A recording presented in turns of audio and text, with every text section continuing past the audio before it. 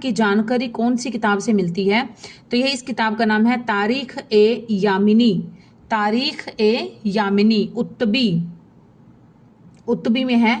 Next है प्रथम हरियाणा के हास्य कवि मीर जाफर जठाली किस शासक के दरबार में थे? प्रथम हरियाणा के प्रथम हास्य कवि जो थे मीर जाफर जठाली, वो किस शासक के दरबार में थे? तो किस मुगल शासक के? तो यह थे औरंगजेब, औरंगजेब के दरबार में थे।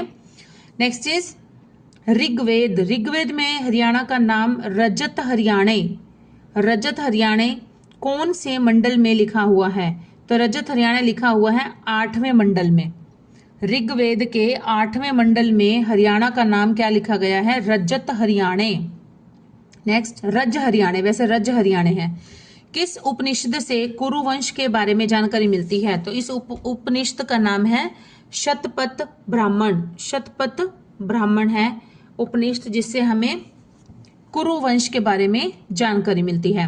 नेक्स्ट इज जहचर चरु पुस्तक किसके द्वारा लिखी गई है? जहसर चरु पुस्तक किसके द्वारा लिखी गई है? तो यह लिखी गई है पुष्पदंत के द्वारा, पुष्पदंत के द्वारा लिखी गई है। किस ग्रंथ से तोमर राजाओं के बारे में जानकारी मिलती है? तो इस ग्रंथ का नाम है यशस्तिकल, यशस्तिकल चंपू सोमदेव, यशस्तिकल चंपू सोमदेव। 2001 से 2011 के बीच हरियाणा में प्रति व्यक्ति जनसंख्या घनत्व में कितनी वृद्धि हुई है? तो यह वृद्धि हुई है जनसंख्या घनत्व में वृद्धि हुई है 95 व्यक्ति प्रति वर्ग किलोमीटर।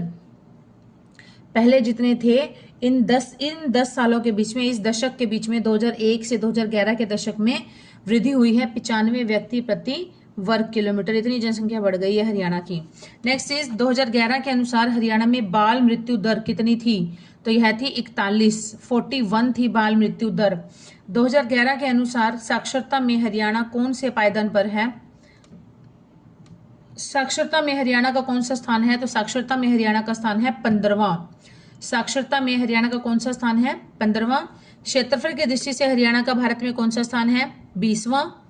क्षेत्रफल की दृष्टि से हरियाणा का भारत में स्थान है 20वां। जनसंख्या की दृष्टि से भारत में हरियाणा का स्थान है 18वां। ठीक है। और जनसंख्या घनत्व में हरियाणा का भारत में स्थान है 5वां। जनसंख्या में है 18वां और साक्षरता में है 15वां, जनसंख्या घनत्व में है 5वां और क्षेत्रफल में है 20वां स्थान। ठीक है, 20वें नंबर पर है। नेक्स्ट इज हर्ष। हर्ष के शासनकाल में राज्य को प्रांतों में बांटा गया था। प्रत्येक प्रांत को किस नाम से जाना जाता था? तो उस समय प्रांतों का नाम था भुक्ति। हर्ष के शासनकाल में राज्य को प्रांतों में बांटा गया था, तो हर एक प्रांत को किस नाम से जाना जाता था? भुक्ति के नाम से, भुक्ति। नेक्स्ट इज जैन धर्म को पुनर्जीवित करने का श्रेय किस संत को जाता है? जैन धर्म को पुनर्जीवित करने का श्रेय जाता है जैन वल्लभ सूरी। जैन वल्लभ सूरी जो कि हांसी के रहने वाले थे। नेक्स्ट इज हर्ष के शासन में नकद वसूले गए कर को किस नाम से जाना जाता था? हर्ष के शासन में नकद वसूले गए, जो कैश दिया जाता था टैक्स, उसको किस नाम से जाना जाता था? हिरण्यक विधि कर, हिरण्यक विधि कर, हिरण्यक विधि कर। नेक्स्ट इज किसानों के द्वारा अनाज के रूप में दिए जाने वाले कर को क्या कहा जाता था? तो ये कहते थे भाग विधि कर।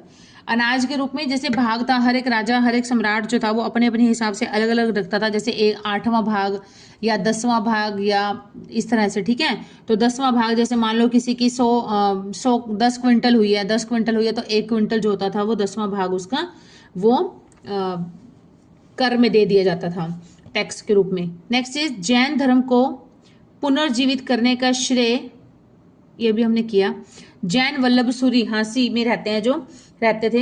हर्ष के शासन में नकद वसूले गए कर को कहा जाता था हिरण्यक विधि कर, और किसानों के द्वारा अनाज के रूप में दिए जाने वाले कर को कहते थे भाग विधि कर।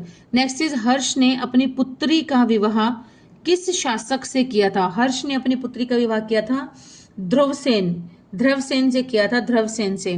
नेक्स्ट इज स्थानेश्वर महादेव मंदिर का विनिर्माण किसके द्वारा करवाया गया था? स्थानेश्वर महादेव मंदिर का विनिर्माण किसके द्वारा करवाया गया था? तो यह करवाया गया था सदाशिवराव भाव के द्वारा। और इसे बनवाया किसने था? इसे बनवाया था वर्धन वंश के पुष्यभूति ने बनवाया था। वर्धन वंश या पुष्यभूति वंश जो भी था, इसका जो फर्स्ट राजा था उसने बनवाया था। और इसका जो पुनर्निर्माण किया था वो किसने किया था? सदाशिवराव भाऊ ने किया था। नेक्स्ट इज हर्षवर्धन ने किस बौद्ध भिक्षु के प्रभाव में आकर बौद्ध धर्म अपनाया? तो यह था दिवाकर। दिवाकर कोई बौद्ध भिक्षु था, उसके प्रभाव में आकर हर्षवर्धन ने बौद्ध धर्म अपना लिया था। नेक्स्ट है आमटी। आमटी झील या आमटी तालाब कहाँ पर स्थित है? तो यह है हांसी में।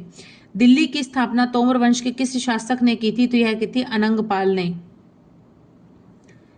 विग्रहराज चतुर्थ किस वंश का शासक था? विग्रहराज चतुर्थ था चौहान वंश का शासक था। तैमूर लंग ने 1398 में हरियाणा के किस हिस्से पर आक्रमण किया? तैमूर लंग ने 1398 में हरियाणा के हिसार फतेहबद सिरसा पर आक्रमण किया था। किसने? तैमूर लंग ने कब किया था? 1398 में किया था। हरियाणा के किस शहर को भारत का प्रथम इक्ता घोषित कर दिया गया था? तो यह शहर का नाम है हांसी। हांसी को प्रथम इक्ता घोषित कर दिया गया था।